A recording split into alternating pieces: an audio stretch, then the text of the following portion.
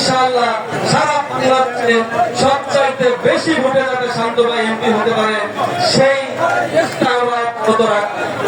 প্রিয় উপস্থিতি, আজকে তারা বাংলাদেশের শান্তি বিনষ্ট করতে চায়, বিএনপির নাম নিয়ে যারা বিভিন্ন ধরনের চাঁদাবাজি, বিভিন্ন সন্ত্রাসী কার্যক্রম পরিচালনা করতে চায়, আমি বলতে চাই তারা বিএনপির শত্রু, তারা খালেদা জিয়ার শত্রু, তারা তারেক রহমানের শত্রু।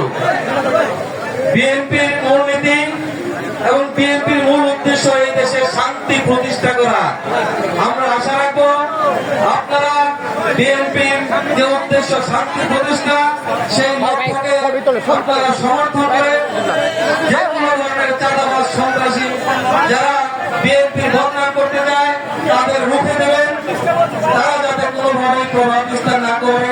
পরিশেষে আবার উপস্থিত সকলকে ধন্যবাদ জানিয়ে এবং আপনাদের সকলকে ময়নুল খান শান্ত ভাইয়ের পক্ষে অবস্থান নেওয়ার আহ্বান জানিয়ে আজকের মতো বক্তব্য শেষ করছি।